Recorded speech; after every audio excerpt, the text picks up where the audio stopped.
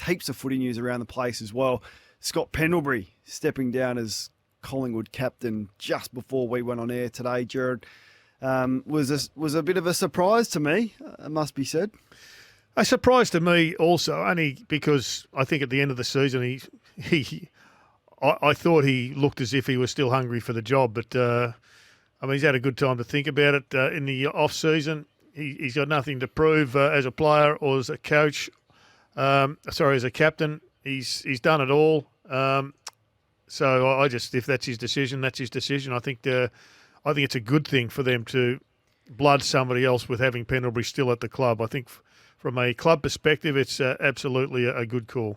It is unbelievable, his record, and the captain that he has been, one of the best we've ever seen, has done it with the minimal of fuss, one of the most intellectual players that I've seen on the ground, and his record speaks for itself. I perhaps thought he may have taken some inspiration from Joel Seld and tried to go out as a winning premiership captain. That is rare for someone to do that. But now it's over to the next crop, and you rightly point out it might be a good thing. Collingwood fans, who is it? 1300 736 736. I'm not sure it's Taylor Adams. I'm certainly not sure it's Darcy Moore, and I don't think it's Jeremy Howe. I'd be handing it to Braden Maynard pretty quickly as well. I think he's got captain written all over him. But Pies fans, 1300 736 736 is the Harcourt's open line. You can send us a text 0433 98 11 16. The hot topic tonight is the AFL fixture, which dropped over the weekend for APCO Cafe 24/7. We are always open this festive season, and if you want to join in, those Harcourt's lines are always open on 1300 736 736. I get it, the AFL fixture and discussion around it can be a little bit boring, but I thought there was a couple of teams worthy of discussion tonight. I want to start with Carlton because there is no doubt, as has been well documented over the weekend, that they are the big winners of this fixture, certainly commercially. But I want to ask the question whether this group is up to the extra pressure that will be placed upon them as a result next year. The AFL are seat 1A on the Carlton plane, sipping champagne next to Michael Voss and the Carlton supporters. 7 primetime games in the first 15 weeks, would you believe? 10 free-to-air games, the season opener, Good Friday, the first game of Gather Round, and 6 games at the MCG in the first 15 rounds. Now, it doesn't get much better than that. And I understand why. The momentum around Carlton is strong, and I'm certainly optimistic of what they are able to achieve next year with the group that they've got. But the facts are, this group haven't been able to handle such pressure. They started the season 9-3 last year and looked an ominous threat before coughing up the last 4, some of which in just unbelievable circumstances to miss the finals. Every move that this group makes next year will be amplified by this exposure that they have from the fixture. And the pressure might just be unbearable. This is a team that is all in. They've got the Brownlow medalist, they've got the Coleman medalist. They don't have a dime to spare with their salary cap. They've recruited heavily, and they don't have any excuses. A top 4 finish on the back of this fixture is a must for the Blues. Let's look to the other end. And during the year I said Hawthorn are a side that is essentially irrelevant. No one really cares about Hawthorn anymore, which is extraordinary if you have said that 6 to 7 years ago on the back of the dynasty that Alistair Clarkson had created. I reckon they could lose 5 in a row, the Hawks, and they still wouldn't be on the top of the rundown of a Monday night football show. Which Hawthorn players' Guernseys are you buying now? Is it Dylan Moore? Is it John Newcombe? Hardly exciting. After I said that comment, there was clearly pushback from the passionate Hawthorn fans who disagreed. So when the fixture was released, I went straight to Hawthorn and had a look and had a view of how the AFL see them. And this is what they've got. They've perhaps got one of the most uninspiring fixtures you will ever see. 0 Thursday night, 0 Friday night. No games in the first 15 rounds start after 5:30 p.m. So the Hawks fans can at least have their 6 p.m. dinner bookings right throughout the year and know they'll make it on time. And only 3 games on free-to-air TV. So I guess the AFL are with me. Hawthorn are irrelevant. And lastly for the AFL, splitting the buys over 4 rounds is a massive mistake. It is the point in the season where it loses all its momentum. For goodness sake, just have 1 weekend off for everyone in the middle of the year. Much simpler, less confusing for those Dream Team and Supercoach players, and much better for the players and all involved. Did you have a look at it, Gerard? No, I didn't, Kane, to be honest. I looked at who had the worst draw and who had the best draw according to champion data. I looked at which clubs were playing each other twice, but ultimately I certainly didn't read into it what you did. I'll just tick off the 3 points you made. Carlton, I like the fact that, what were they, 9 and 3? Yep. And then they got injuries to Hewitt, Kennedy and Walsh. I mean, clearly they missed out and they were devastated, but, gee, I love what they did both at the start of the season and even at the end, at that last game against Collingwood, that they played with a ferociousness that will hold them in good stead. Does it guarantee you anything? No, nothing is guaranteed in footy. I mean, you know that as well as anybody. And, you know, they can have a good draw or a bad draw, but I think they'll be one of the top 4 sides and they will be pushing. And I don't think the pressure of the draw really comes into it. Certainly didn't for me anyway. As far as Hawthorn is concerned, I don't reckon you're irrelevant just because you're on the bottom of the ladder. As long as you're not there for 5 years in a row. And I've liked what they've done to a degree. They may have cut too hard, but, you know, keeping Gunston there may make them a little bit more competitive. They won 8 games, I think it was last year, which was really good effort, really. So I haven't got a problem. I think a lot of Hawthorn supporters will be saying, I'd rather see a young kid coming through that's potentially going to take us to the top end of the ladder rather than recycling guys that we know aren't. So I haven't got the same problems with Hawthorn just at the present time. As far as the buy is concerned, I'm a bit with you. I like the buy getting. I hate the buys in some respects because it does lose a bit of momentum. Having a week off would suit a lot of people, I suspect. Wouldn't suit the broadcasters, but it would suit a lot of people. Why did they go to 4? I haven't quite worked out the detail of that. I don't know. So round 12, you've got 4 teams having a week off. It doesn't make any sense. Round 13, there's 2 teams having a bye. That's Gold Coast and Carlton, and then there's a few more in 14 and 15. It just doesn't make any sense.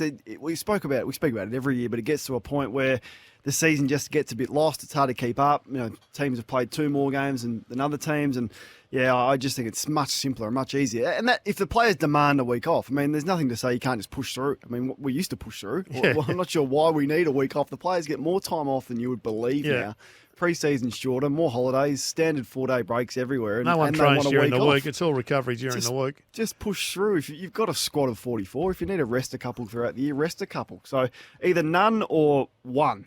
Well, that's Chris Scott. I mean, it wasn't his originally, but I think Sheets used to give blokes weeks off before anyone else did. But Chris Scott has made it almost mandatory that doesn't matter what the scoreboard is, doesn't matter what the ladder is. We've orchestrated pre-season. You're going to have this week off and that week off. So you don't only just get the buys off, you also get the rotations, the preordained rotations off. Yep, that's it. And then the pre-finals bye is happening again before the finals as well. So Carlton off the top, I mean, take the draw out of it. Where do you expect them to finish? You said they couldn't handle the pressure. Well, I'm questioning whether they can handle the pressure. Where do you think they'll be if they do handle the pressure? They can't handle the pressure. I think they're a top 4 side on paper. Yep. Obviously, there's a few factors that will play into that. But I just hear all the positivity about Carlton. I'm yet to see this group really handle and embrace the pressure. And I'm just saying that in primetime games, everything is amplified. And they're going to be prime time after prime time. So everyone's going to have an eye on them and how they handle it. Gerard, Carlton are no good. They haven't recruited anybody. I agree with Kane. When the going got tough, Carlton went into their shell. Well, I know the record said that, but they also had Hewitt, Kennedy and Walsh all missing with injuries. Missed a bit too. Who's that? Wiedering missed a fair chunk of footy as well. And McGovern was not there. So if you had fit Hewitt, Kennedy, Walsh, get McGovern hopefully to play his best season ever and play rather than just play and then be injured. The 2 key forwards to go up another notch. Akers comes into the side. Williams comes back. DeConing gets better. You know, you can look at the wins and loss column, and if that's how you judge, well, that's fine. But I look forward and I see, I can see the wins and losses, but I also saw the standard that they were able to do in that first half, and if they can repeat that, look out. So I was driving home from the Wildcats game, Adelaide 36ers, and the boys wanted to go to McDonald's to get a chocolate thick shake. And shout out to McDonald's, good sponsor of this show. Not an Albaco. It wasn't an El Maco. They got a McFlurry, 2 of them, and one got a chocolate thick shake. And we're sitting in the line. It was quite busy on Saturday night. It's 8:51 p.m. Yep. And my phone beeps, and it's sitting in the car holder. Yep. And we look at it, and it reads, "You are a weak C." I was like, oh my goodness. What have I done now, Gerard? Wasn't it? Yep. Who could that be? Because I get prank calls all the time on Saturday nights, but usually they're from private numbers. Like the people are smart enough to hide their number. So I thought, you know what? The number's there. I'm going to call it. And the boys thought this was hilarious. They were, yeah, call it. Had no idea who was going to pick up, whether they would pick up or whether they wouldn't. It's the one and only.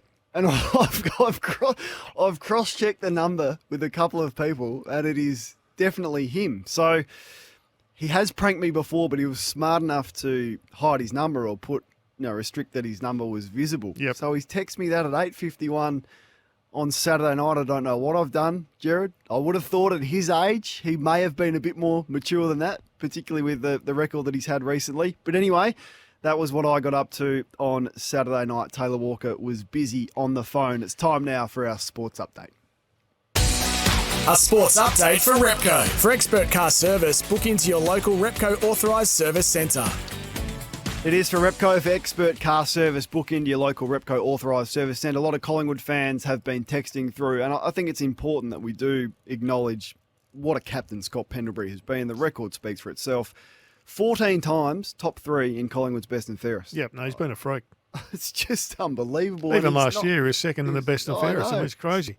So I thought he might go around again. The obvious choice is Darcy Moore, but he's only played more than 20 games twice in his career in a season, Darcy Moore, and I see once again he's injured throughout this pre-season with what looks to be a nasty infection or something like that. Yeah, bone infection. Yeah, bone infection. Taylor Adams is the same, but hasn't played more than 20 games in the last 3 seasons, and his body, to be honest, does look shot. So I'm not sure the extra burden of captaincy for him.